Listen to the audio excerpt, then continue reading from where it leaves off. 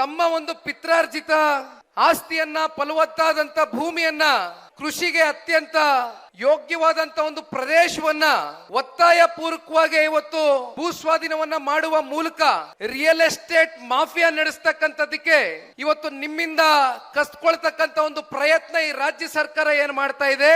ಮಾತೆತ್ತಿದ್ರೆ ನಾವು ಅಭಿವೃದ್ಧಿಯನ್ನ ಮಾಡ್ಲಿಕ್ಕೆ ಈ ಒಂದು ಯೋಜನೆಯನ್ನ ತಂದಿಟ್ಟಿದ್ದೇವೆ ಅಂತಕ್ಕಂಥದ್ನ ಈ ರಾಜ್ಯ ಸರ್ಕಾರ ಪದೇ ಪದೇ ಏನ್ ಹೇಳ್ತಾ ಇದೆ. ದಯಮಾಡಿ ರಾಜ್ಯ ಸರ್ಕಾರದಲ್ಲಿ ಕೂತಿರ್ತಕ್ಕಂಥ ಜನಪ್ರತಿನಿಧಿಗಳಿಗೆ ನಾನು ಒಂದು ಸವಾಲನ್ನ ಹಾಕ್ತೇನೆ. ನಿಮ್ಮ ಆತ್ಮಸಾಕ್ಷಿಗಳಿಗೆ ಅನುಗುಣವಾಗಿ ಇವತ್ತು ನೀವು ಮಾತನಾಡ್ತಾ ಇದ್ದೀರಾ. ನಿಮಗೆ ನೀವು ಪ್ರಶ್ನೆ ಮಾಡ್ಕೊಳ್ಳಿ. ಇವತ್ತು ಈ ಯೋಜನೆಯನ್ನ ನೀವು ಅಭಿವೃದ್ಧಿಯ ಹೆಸರಲ್ಲಿ ಮಾಡ್ಲಿಕ್ಕೆ ಹೊರಟಿದ್ದೀರೋ ಅಥವಾ ರೈತರ ಎದೆ ಮೇಲೆ ಮರಣ ಶಾಸನವನ್ನ ಕೈ ಹಾಕಿ ಇಲ್ಲಿಂದ ಬರ್ತಕ್ಕಂತ 33,000 ಕೋಟಿಯಷ್ಟು, ಅದರಲ್ಲಿ 15,000 ಕೋಟಿಯಷ್ಟು ಲಾಭದಾಯಕವಾದಂತ ಒಂದು ರಿಯಲ್ ಎಸ್ಟೇಟ್ ಯೋಜನೆಗೆ ನೀವು ಕೈಯನ್ನ ಹಾಕಿದ್ದೀರಾ ಅಂತಕ್ಕಂಥದ್ದನ್ನ ನಿಮ್ಮ ಆತ್ಮ ಸಾಕ್ಷಿಗಳಿಗೆ ಒಮ್ಮೆ ನೀವು ಪ್ರಶ್ನೆ ಮಾಡ್ಕೊಳ್ಬೇಕಾಗ್ತದೆ. ತಮ್ಮೆಲ್ರಿಗೂ ಗೊತ್ತಿದೆಯಣ್ಣ, ಈ ಭಾಗದ ನಮ್ಮ ಜಿಲ್ಲೆಯ ರೈತರು ನಾವು ಯಾತಕ್ಕೋಸ್ಕರ ಪಾದಯಾತ್ರೆಯನ್ನ ಕರೆ ಕೊಟ್ಟು ಸರಿಸುಮಾರು 526 ದಿನಗಳ ಕಳೆದಿದೆ. ಜಿಲ್ಲೆಯಲ್ಲಿ 4 ಜನ ಕಾಂಗ್ರೆಸ್ನ ಶಾಸಕರಿಗೆ ಜಿಲ್ಲೆಯ ಮತದಾರ ಪ್ರಭುಗಳು, ರೈತಾಪಿ ವರ್ಗದ ಬಂಧುಗಳು ತಾವು ಆಶೀರ್ವಾದವನ್ನ ಮಾಡಿದ್ದೀರಿ. ಕ್ಷೇತ್ರದಲ್ಲಿ ಇರ್ತಕ್ಕಂಥ ಶಾಸಕರು ಇತ್ತೀಚೆಗೆ ನೂತನವಾಗಿ ಮಂತ್ರಿಗಳಾಗಿಯೂ ಕೂಡ ಹೊಸದಾಗಿ ಸಚಿವ ಸಂಪುಟ ಸೇರಿದ್ದಾರೆ. 526 ದಿನಗಳಿಂದ ತಾವು ಎಲ್ಲರೂ ಕೂಡ ಆಶೀರ್ವಾದ ಮಾಡಿ ಅವ್ರನ್ನ ಶಾಸಕರಾಗಿ ಮಾಡಿ ವಿಧಾನಸೌಧ ಮೆಟ್ಲಂತ ಹತ್ತಕ್ಕಂಥದಕ್ಕೆ ಕಾರಣಕರ್ತರಾಗಿರ್ತಕ್ಕಂಥ ತಮ್ಮಗಳ ಕಷ್ಟ ಸುಖವನ್ನ ಏನು ಆಲಿಸ್ತಕ್ಕಂಥ ಒಂದು ಸಣ್ಣ ಪ್ರಯತ್ನವೂ ಕೂಡ ಇಲ್ಲಿವರೆಗೂ ಅವ್ರ ಕಡೆಯಿಂದ ಆಗಿದ್ಯಾ? ಒಂದು ದಿನವೂ ಕೂಡ ತಮ್ಮ ಪ್ರತಿಭಟನಾ ಸ್ಥಳದಲ್ಲಿ ಬೈರ್ಮಂಗ್ಲ ಸರ್ಕಲ್ ನಲ್ಲಿ ಹಗ್ಲು ರಾತ್ರಿ ಅಲ್ದಿರ, ಚಳಿ ಮಳೆ ಗಾಳಿ ಬಿಸಿಲು ಯಾವುದು ಲೆಕ್ಕಿಸಿದಿರ ಪಾಪ ತಾವುಗಳು ನಿರಂತರವಾಗಿ ನಿಮ್ಮ ಸ್ವಂತ ಭೂಮಿಯನ್ನ ಉಳಿಸ್ಕೊಳ್ತಕ್ಕಂತ ಹೋರಾಟಕ್ಕೆ ತಾವೇನು ಕೈ ಹಾಕಿದ್ದೀರಿ.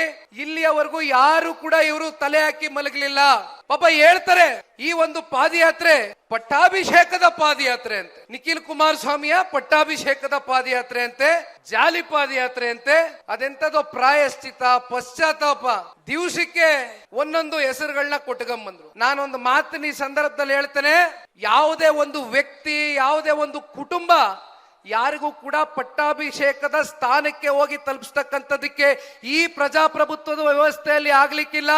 ಅರ್ಥ ಮಾಡ್ಕೊಳ್ಬೇಕಾಗಿದೆ. ಕಾಂಗ್ರೆಸ್ಸಿಗರು ಮಾತನಾಡೋದಕ್ಕಿಂತ ಮುಂಚಿತವಾಗಿ ನಮ್ಮ ರೈತ ಪರವಾದಂತ ಬದ್ಧತೆ ಏನಿದೆ, ಧ್ವನಿ ಇಲ್ಲದೆ ಇರ್ತಕ್ಕಂಥ ಜನರ ಜೊತೆಗೆ ನಾವು ಯಾವ ರೀತಿ ಅವರ ಕಷ್ಟವನ್ನ ಆಲಿಸಿ ಅವ್ರ ಜೊತೆನಲ್ಲಿ ಬೆರಿತೀವಿ, ನಮ್ಮಲ್ಲಿ ಇರ್ತಕ್ಕಂಥ ಬದ್ಧತೆ, ನಮ್ಮಲ್ಲಿ ಇರ್ತಕ್ಕಂಥ ಕಾಳಜಿಯನ್ನ ಗುರುತಿಸಿ ಮುಂದೊಂದು ದಿನ ಜನ ಇವನು ಯೋಗ್ಯನಿದ್ದಾನೆ, ಇವನು ಅರ್ಹನಿದ್ದಾನೆ ಅಂತಕ್ಕಂಥ ಜನಸೇವೆಯನ್ನ ಮಾಡ್ತಕ್ಕಂಥ ಏನಾದ್ರೂ ಒಂದು ಸ್ಥಾನ ಕೊಟ್ರೆ ಅದು ನಿಜವಾದಂತ ಪಟ್ಟಾಭಿಷೇಕ.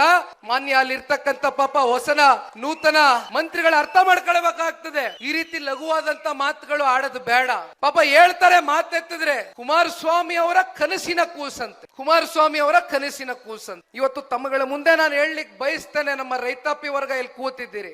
ಯಾವ 2006ರಲ್ಲಿ ಸನ್ಮಾನ್ಯ ಕುಮಾರಣ್ಣ ಅವರು ಪ್ರಥಮವಾಗಿ ರಾಜ್ಯದಲ್ಲಿ ನಿಮ್ಮೆಲ್ಲರ ಆಶೀರ್ವಾದದಿಂದ ಮುಖ್ಯಮಂತ್ರಿಗಳ ಒಂದು ಪಟ್ಟಕ್ಕೆ ಏರ್ತಾರೋ, ಆ ಸಂದರ್ಭದಲ್ಲಿ ಕೇಂದ್ರ ಸರ್ಕಾರದಲ್ಲಿ SCG ಮಾಡಬೇಕು ಅಂತಕ್ಕಂಥ ಒಂದು ಹೊಸ ಪಾಲಿಸಿಯನ್ನ ಇಂಪ್ಲಿಮೆಂಟ್ ಮಾಡ್ತಾರೆ. ಆಗ ಬೆಂಗಳೂರು ನಗರದಲ್ಲಿ ಸಾಕಷ್ಟು ಜನಗಳ ಒಂದು ಒತ್ತಡ ಆಗ್ತದೆ. ಮುಂದಿನ ದಿನಗಳಲ್ಲಿ ಇಂಟಿಗ್ರೇಟೆಡ್ ಟೌನ್ಶಿಪ್ ಗಳು ಆಗಬೇಕು ಹಲವಾರು ಭಾಗದಲ್ಲಿ ಅಂತಕ್ಕಂಥದ್ದು. ಅದು ಸೋಲೂರು ಇರ್ಬೋದು, ನಂದಗುಡಿ ಇರ್ಬೋದು, ನಮ್ಮ ರಾಮನಗರ ಇರ್ಬೋದು, ಬಿಡದಿ ಇರ್ಬೋದು, ಅನೇಕ ಭಾಗದಲ್ಲಿ ಇವೆಲ್ಲ ಚರ್ಚೆಗೆ ಬಂದಾಗ, ಚರ್ಚೆ ಮುನ್ನೆಲೆಗೆ ಬಂದಾಗ ಕುಮಾರಣ್ಣ ಅವರು ಕೇವಲ ಇದನ್ನ ಒಂದು ಪರಿಕಲ್ಪನೆ ಮತ್ತೆ ಪ್ರಸ್ತಾವನೆಯನ್ನ ಮಾತ್ರ ಇಡ್ತಾರೆ. ದಯವಿಟ್ಟು ನೀವು ಇದನ್ನ ಮನಸ್ಸಿಗೆ ಇಟ್ಕೊಳ್ಬೇಕು. ಕುಮಾರಣ್ಣ ಅವರು ಕೇವಲ ಅದು ಒಂದು ಪ್ರಾಜೆಕ್ಟ್ ಮತ್ತೆ ಕಾನ್ಸೆಪ್ಟ್ ಅನ್ನ ಮಾತ್ರ ಮುಂದಿಡ್ತಾರೆ ಹೊರತುಪಡಿಸಿ ಯಾವ ತಾತ್ವಿಕ ಅಧಿಸೂಚನೆ ಹೊರಡಿಸಲಿಲ್ಲ, ಯಾವ ಪ್ರಾಥಮಿಕ ಅಧಿಸೂಚನೆ ಹೊರಡಿಸಲಿಲ್ಲ, ಯಾವ ಅಂತಿಮ ಅಧಿಸೂಚನೆ ಹೊರಡಿಸಿದಂತದ್ದು ಸನ್ಮಾನ್ಯ ಕುಮಾರಣ್ಣ ಅವರಲ್ಲ. ಬದಲಾಗಿ 3 ಸತತವಾದಂತ ರೈತರ ಜೊತೆಯಲ್ಲಿ ಸಭೆ ಏನಾಗುತ್ತೆ, ಕೃಷ್ಣ ಕಚೇರಿಯ 3ನೇ ಸಭೆಯಲ್ಲಿ ಸನ್ಮಾನ್ಯ ಕುಮಾರಣ್ಣ ಅವರಿಗೆ ಒಂದು ರೈತ ಮಹಿಳೆ ಯಾವ ಕಾರಣಕ್ಕೂ ಕೂಡ ಇಲ್ಲಿ ಯಾವುದೇ ಯೋಜನೆಗಳು ಆಗ್ತಕ್ಕಂತ ಅಗತ್ಯತೆ ಇಲ್ಲ. ಮಾನ್ಯ ಕುಮಾರಣ್ಣ ಅವರೇ, ದಯವಿಟ್ಟು ಹೇಗಿದೆಯೋ ನಮ್ಮನ್ನ ಹಾಗೆ ಬದುಕಕ್ಕೆ ಬಿಟ್ಟು ಬಿಡಿ.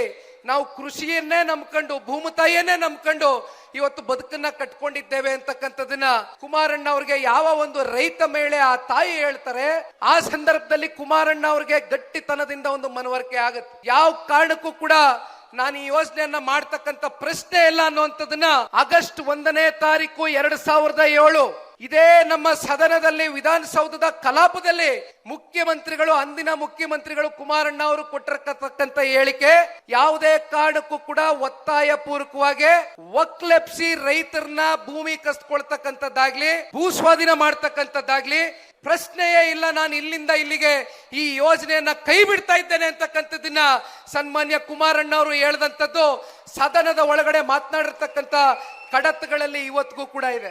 ಅದನ್ನ ನೀವು ಮರೆಮಾರಿಸ್ಲಿಕ್ಕೆ ಆಗೋದಿಲ್ಲ. ನೀವು ಅದನ್ನ ಸುಳ್ಳು ಅಂತಕ್ಕಂಥದ್ನ ಸಾಬೀತು ಕೂಡ ಮಾಡ್ಲಿಕ್ಕೆ ಆಗೋದಿಲ್ಲ. ಅದರ ನಂತರ ಭಾರತೀಯ ಜನತಾ ಪಾರ್ಟಿ ಅಧಿಕಾರದಲ್ಲಿತ್ತು, ನಮ್ಮ ಮಿತ್ರ ಪಕ್ಷ. 2011ರಲ್ಲಿ ಅವರು ಕೂಡ ಹೇಳ್ತಾರೆ, ಕೀಪ್ ಅಂಡರ್ ಅಬೆಯನ್ಸ್ ಅಂತಕ್ಕಂಥದ್ದನ್ನ ಪ್ರಸ್ತಾಪ ಮಾಡ್ತಾರೆ. ಅಲ್ಲಿಗೆ ಆ ಯೋಜನೆ ಸಂಪೂರ್ಣವಾಗಿ ಸತ್ತೋಗಿತ್ತು. ಇದು ಕುಮಾರಣ್ಣ ಅವ್ರ ಕೂಸಲ್ಲ. ಮುಂದುವರೆದ ಭಾಗ ನಾನು ಹೇಳ್ತೇನೆ ತಮಗೆ.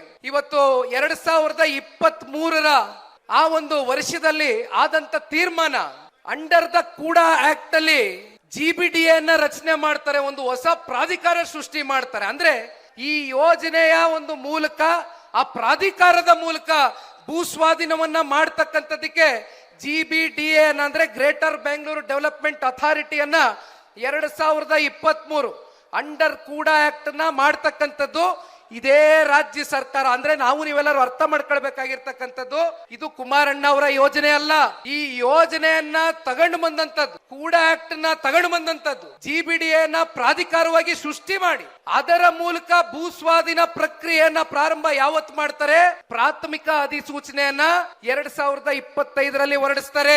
ಪ್ರಾಥಮಿಕವಾಗಿ ಅಧಿಸೂಚನೆ ಮಾಡ್ತಾರೆ, ಪ್ರಿಲಿಮಿನರಿ ನೋಟಿಫಿಕೇಶನ್. ಅದಾದ ನಂತರ ಮಾನ್ಯ ಮುಖ್ಯಮಂತ್ರಿಗಳು ಪಾಪ ಹೇಳ್ತಾರೆ, ಅದು ನಾನು ಮುಂದಕ್ಕೆ ಹೋಗ್ತಾ ಹೇಳ್ತೇನೆ.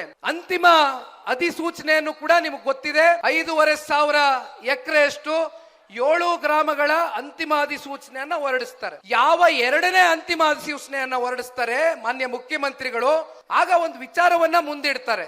ಯಾತಕ್ಕೋಸ್ಕರ ವಿಷಯ ಮುಂದಿಡ್ತಾರೆ ಅಂದ್ರೆ, ಅದರ ಹಿಂದಿನ ದಿನ ಸನ್ಮಾನ್ಯ ದೇವೇಗೌಡರು ಸಾಹೇಬರು, ಪುಣ್ಯಾತ್ಮರು, ರೈತ ಪರವಾದಂತ ಚಿಂತಕರು ಇಲ್ಲಿ ಕೂತಿದಾರಲ್ಲ, ಅವರು ಒಂದು ಕರೆಯನ್ನ ಕೊಡ್ತಾರೆ, ಪತ್ರಿಕಾಗೋಷ್ಠಿ ಕರೆದು, ನಾನು ಸತ್ಯಾಗ್ರಹವನ್ನ ಕೂರಬೇಕಾಗ್ತದೆ, ಎಚ್ಚರಿಕೆ ಇರಲಿ, ನಮ್ಮನ್ನ ಬೆಳೆಸಿರ್ತಕ್ಕಂಥ ರೈತರನ್ನ ನಾವು ಅನಾಥರಾಗಿ ಮಾಡ್ತಕ್ಕಂಥದಕ್ಕೆ ನಾವು ಸಿದ್ರಿಲ್ಲ ಅಂತಕ್ಕಂಥದ್ದು.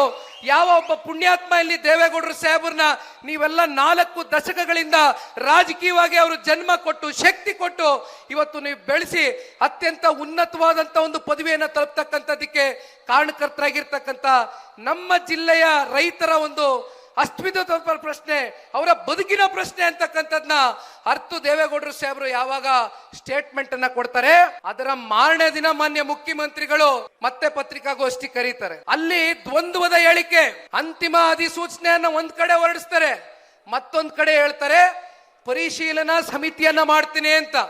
ಅಂದ್ರೆ ಅಲ್ಲೇ ದ್ವಂದ್ವ ಇದೆ, ಡಬಲ್ ಸ್ಟ್ಯಾಂಡರ್ಡ್ಸ್. ಪರಿಶೀಲನಾ ಸಮಿತಿ ಮಾಡ್ತೀನಿ ಅನ್ನೋರು ಅಂತಿಮ ಅಧಿಸೂಚನೆಯನ್ನ ಅವತ್ತಿನ ದಿನವೇ ಹೊರಡಿಸ್ತಾರೆ ಅಂತಕ್ಕಂಥದ್ದಾದ್ರೆ ನಿಮ್ಮ ಉದ್ದೇಶ ಏನಾಗಿತ್ತು? ಕುಮಾರಣ್ಣ ಅವ್ರ ಮೊನ್ನೆ ಮಾತಾಡ್ಬೇಕಾದ್ರೆ ಹೇಳಿದ್ರು, ಬಹುಶಃ 200 ಪುಟಗಳಷ್ಟು ಸತ್ಯಶೋಧನಾ ಕಮಿಟಿ, ಸತ್ಯಶೋಧನಾ ಸಮಿತಿಯನ್ನ ಯಾವ ಕುಮಾರಣ್ಣ ಅವರು ಅವತ್ತು ಇಂಟಿಗ್ರೇಟೆಡ್ ಟೌನ್ಶಿಪ್ ಮಾಡ್ತೀನಿ ಅಂದ್ರು, ಅದನ್ನ ವಿರೋಧಿಸಿ ಸತ್ಯಶೋಧನಾ ಸಮಿತಿಯನ್ನ ಮಾಡಿದಂತದ್ದು ಯಾರಪ್ಪ?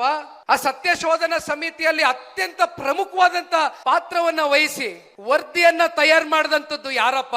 ಮತ್ತೆ ಸತ್ಯಶೋಧನಾ ಸಮಿತಿಯಲ್ಲಿ 200 ಪುಟಗಳ ವರದಿ ಪಾಪ ನಿಮ್ ಕೈಯಾರೆ ನೀವು ತಯಾರು ಮಾಡಿದ್ರಲ್ಲ, ಅದಕ್ಕೆ ಹಂಗಾದ್ರೆ ಕಿಂಚಿತ್ತು ಬೆಲೆ ಇಲ್ವಾ?